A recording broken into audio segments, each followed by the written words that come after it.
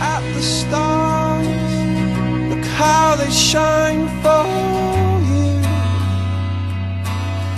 and all the things that you do.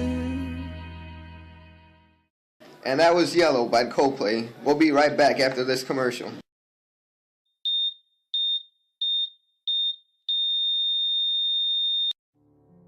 Every 43 seconds, somebody attempts suicide. Every 18 minutes, somebody dies from it. Think about this. It's 10:53 p.m. on a Sunday night. You've already said goodnight to your parents and siblings.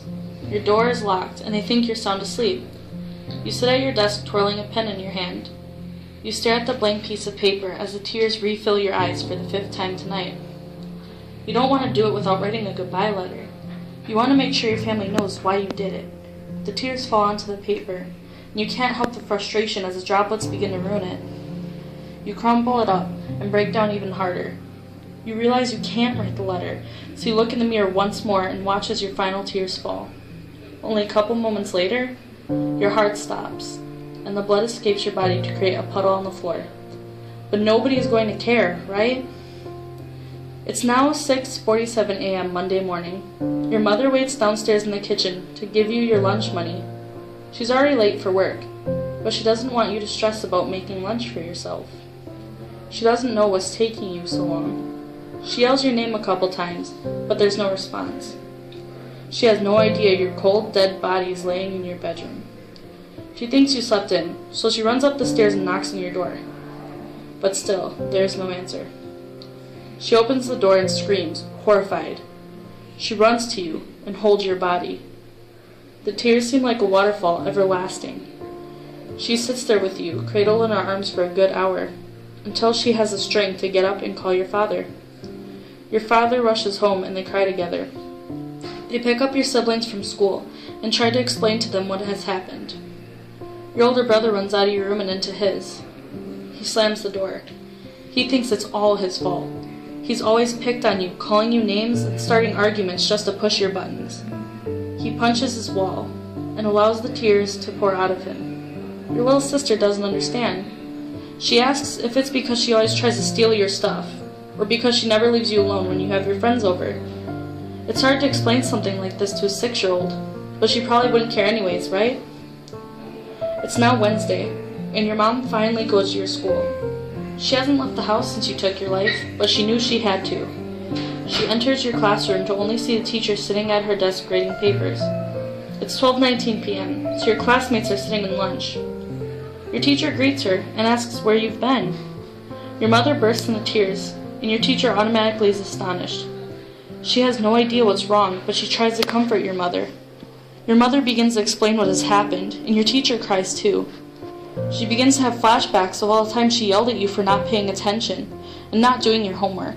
She thinks it's her fault for being so hard on you. Your classmates return and are confused. A couple students recognize your mom and want to say hi, but they sense something's wrong.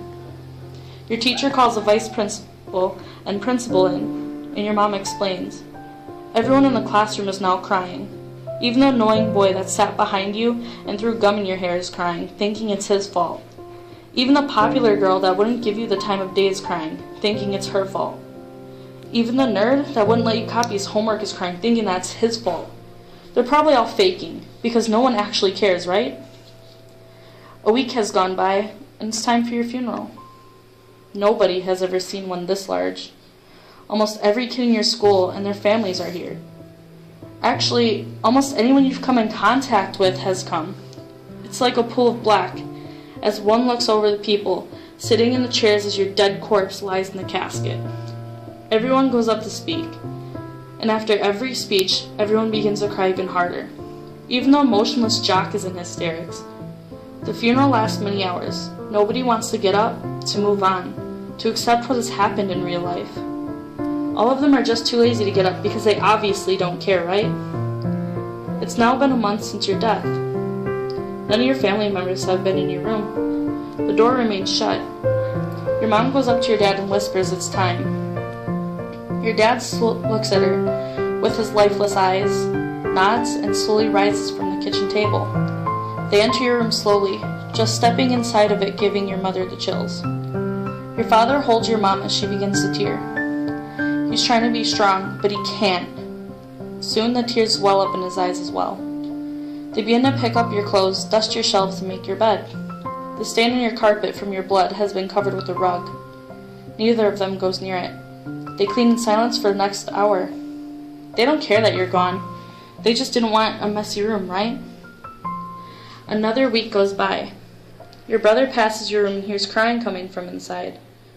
He opens the door to see your little sister sitting on your bed clutching your favorite pillow. He runs to her and they cry together. Soon your mother and father have joined them. Your father jokes this bed is not big enough for 4 of us, and everyone laughs. You know, that's the first time your family has laughed since you died. The first time a smile has even crept onto their faces. They hug each other and your mother says, "We'll get through this someday." You thought nobody would care? Well, you're wrong. Nobody wanted you to take your life. Nobody wanted to wake up and find your body. Nobody wanted this, wished for this, could have imagined this. Some people knew you've been down lately, but they never thought this would happen. They never thought this could happen. They never thought they would go through this pain.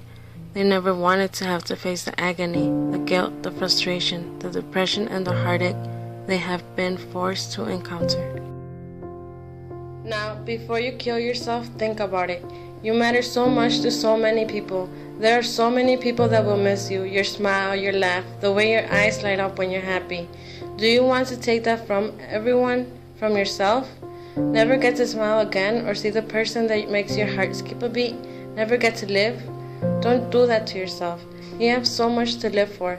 If you haven't already, do you really want to miss the opportunity to meet your true friends? Have your first kiss, fall head over heels in love, get your heart broken time and time again, go to college, get an A+ in that final you studied for days on end for, get married, have your own children? What would you do if you walked into your 15-year-old daughter's room and saw her lying there with no heartbeat, surrounded by a pool of blood? It would be no big deal, right? You'd shrug and clean up the blood with a smile on your face as you hum your favorite song that's been in your head for the past couple days. No, you'd cry and clutch her lifeless body in your arms and cry, cry, and cry, and cry. You'd think it was your fault, and a million thoughts would go through your mind.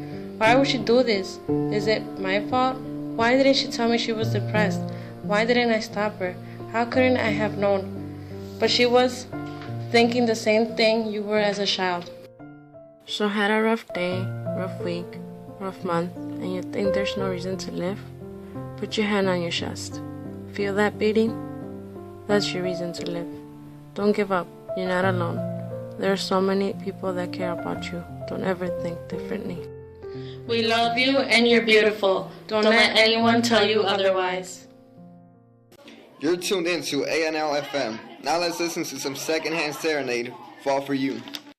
The best thing about tonight's that we're not fighting. Could it be that we have been this way before?